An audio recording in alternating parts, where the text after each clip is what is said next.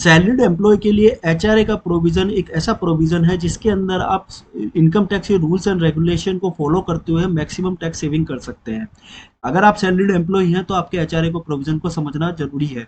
Friends, HRA के provision को समझने से पहले कुछ इसके डाउट्स को क्लियर करने का ट्राई करते हैं। अगर आप अपनी वाइफ के साथ एक हाउस में रह रहे हैं और आप अपनी वाइफ को एचआरए पेमेंट कर रहे हैं, तो क्या हस्बैंड को एचआरए का क्लेम मिलेगा?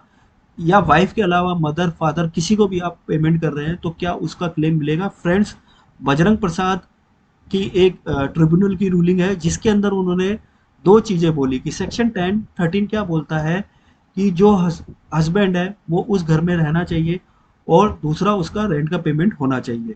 अगर ये दोनों कंडीशन सेटिस्फाइड होती है तो सेक्शन 10(13)(a) आपको अलाउ करता है एचआरए का क्लेम लेने के लिए। इस केस में भी क्या हुआ कि जो वाइफ है उसके साथ साथ उसी घर में हस्बैंड भी रह रहा था, तो पहली कंडीशन फुलफिल हो गई। फिर दूसरा, हस्बैंड ने क्या किया, जो भी रेंट का पेमेंट किया बैंक ट्रांसफर एंट्री के थ्रू किया, तो इसका मतलब रेंट का पेमेंट भी हो गया। दोनों कंडीशन सेटिस्फाइड हुई है तो इस रूलिंग के हिसाब से आपको एचआरए मिल जाएगा, कोई प्रॉब्लम नहीं है अगर आप अपने रिलेटिव को भी देते हैं। फिर दूसरी बात आती है कि जो रेंट रिसीट होती है उस पर रेवेन्यू स्टाम्प क्या मैंडेटरी है? फ्रेंड्स, इसके लिए एक चीज आपको नोट करनी है कि अगर आप चेक से पेमेंट कर रहे हैं ना, तो आपको कोई रेंट रिसीट की रिक्वायरमेंट ही नहीं है, तो रेवेन्यू स्टाम्प की तो बात ही नहीं आती है। बट अगर आप कैश से पेमेंट कर रहे हैं और कैश से 5000 से ज़्यादा का मंथली रेंट पेमेंट कर रहे हैं, तो फिर उस केस में जो आपकी रेंट रिसीट होगी उस पर रेवेन्यू स्टाम्प भी रिक्वायर्ड होगा। तीसरा जो बात आती है कि लैंडलॉर्ड से हमें कब पैन नंबर लेना है, तो फ्रेंड्स, आप मुंबई जैसी सिटी में रहते हैं तो नॉर्मली यहाँ पर 15,000 20,000 मंथली रेंट नॉर्मल होता है। अगर आप एनुअली 1 लाख रुपए से ज़्यादा का पेमेंट कर रहे हैं तो इस केस में लैंडलॉर्ड के पैन कार्ड आपको रिक्वायरमेंट रहेगा और आपके एम्प्लॉयर को उसके साथ में शेयर करना पड़ेगा।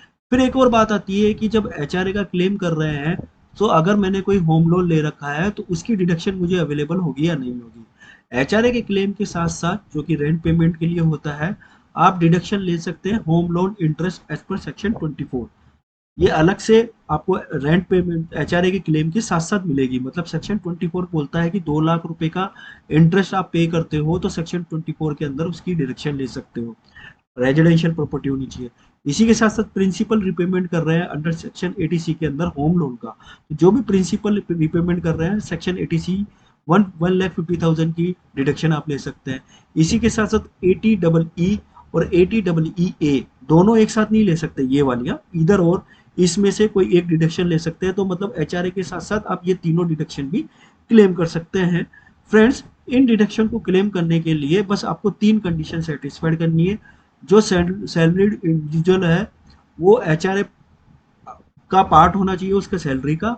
जो जो पर्सन है वो इस रेंटेड अकोमोडेशन में रहना चाहिए सेम सिटी के अंदर जहाँ पे आप वर्क करते हैं। और जो होम लोन लिया है वो आपके नाम पर या जॉइंटली विद योर स्पाउस के नाम पर होना चाहिए। फ्रेंड्स, बहुत बार होता है कि मेरे को 1 लाख रुपए की सैलरी मिल रही है और जिस रेंट अकोमोडेशन में मैं रह रहा हूँ वो मेरे को एम्प्लॉयर के द्वारा ही हुआ है। तो 1 लाख रुपए की सैलरी में से एम्प्लॉयर क्या कर रहा है, 25,000 डिडक्ट कर रहा है मेरा रेंट का। मतलब अभी मैं रेंट पेमेंट नहीं कर रहा हूँ, डायरेक्ट मेरा एम्प्लॉयर जो है वो रेंटेड प्रॉपर्टी के ओनर को पेमेंट कर रहा है। इस केस में भी आपको जो है एचआरए अलाउ होगा। बहुत सारे गवर्नमेंट एम्प्लॉयज को इस तरीके से रेंट का डिडक्शन होता है उनकी सैलरी में, तो यहाँ पर भी आपको एचआरए अलाउ होगा। अब बात कर लेते हैं कि हमको कितना मैक्सिमम जो है वो एचआरए का बेनिफिट मिलता है। तो इसमें दो होता है कि major cities Mumbai, Delhi, Calcutta and Chennai या अदर प्लेसेस जहां आप रह रहे हैं उसके अकॉर्डिंगली ये वरी करता है। तो अगर हम सबसे पहले बात कर लेते हैं कि ये 3 कंपोनेंट का आपको कैलकुलेशन करना है और इसमें से जो सबसे कम आएगा उसका आपको एचआरए मिलेगा। For example, actual HRA received होता है आपका 6,000 रुपीज। फिर जो आपका रेंट पेमेंट है वो 15,000 रुपए है, माइनस उसका करना है 10% ऑफ सैलरी। तो सैलरी आपकी एग्जाम्पल के लिए ले लेते हैं 50,000 मंथली। सैलरी में दो कंपोनेंट ऐड होते हैं, एक होता है बेसिक, एक होता है डीए। तो ये दोनों कंपोनेंट आपके सीटीसी में अलग से दिखेंगे तो उनको दोनों को आपको ऐड कर लेना है। यहाँ पर हम मानते हैं 50,000 मंथली है, तो जो दूसरी एंट्री है वो बोलती है कि रेंट पेड माइनस 10% सैलरी। तो 15,000 रुपए और 10% 50,000 का 5,000 रुपए आ गया। तीसरा कंपोनेंट बोलता है 50% ऑफ सैलरी अगर आप मेजर सिटीज में रहते हैं, 40% ऑफ सैलरी अगर आप अदर प्लेसेस में रहते हैं। तो अभी हम मानते हैं कि हम मुंबई में रह रहे हैं major city, 50% of salary, salary का मतलब हो गया बेसिक प्लस डीए। तो 50,000 का अगर मैं बेसिक प्लस डीए लेता हूँ तो 25,000 रुपये आता है, 50%। अब इसमें से जो सबसे कम है तो मेरे को केवल और केवल 6,000 रुपये का बेनिफिट मिलेगा। यहीं पे मैं बात कर रहा था कि अगर आप एज ए सैलरीड एम्प्लॉई किसी कंपनी में ज्वाइन होते हैं या ऑलरेडी ज्वाइन है, तो ये एचआरए का कंपोनेंट आप देखिए। अब यहाँ पर अगर मेरा ये एचआरए का कंपोनेंट मैं बोल दूं मेरे एम्प्लॉयर को कि इसको लगभग आप 15,000 रुपये कर दीजिए, तो जहां मुझे 6,000 का बेनिफिट मिल रहा था वहां मुझे 10,000 रुपये का बेनिफिट मिल जाएगा। फ्रेंड्स, अगर ये मेरा मान लो सपोज करो मेरा ये 20,000 रुपये मैं रेंट पे कर रहा होता, तो मेरे को सीधा सीधा 15,000 रुपये, मतलब इन तीनों में से जो भी कम होगा वो 15,000 रुपये का मेरे को बेनिफिट मिल जाता है। इसलिए ये जो एचआरए का कंपोनेंट है, अपने सैलरी स्लिप में जरूर देखिए, अपने सीटीसी में जरूर देखिए कि आपको कितना एचआरए रिसीव हो रहा है।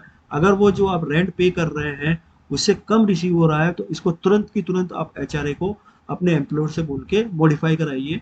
नहीं तो आपको इनकम टैक्स के अंदर बहुत बड़ा लॉस होने वाला है। अननेसेसरी में आपको एक बेनिफिट मिलने वाला था, आप उस बेनिफिट को क्लेम ही नहीं कर रहे हैं। वीडियो अच्छा लगा हो तो लाइक शेयर एंड सब्सक्राइब करें। टिल देन जय हिंद, जय भारत, धन्यवाद।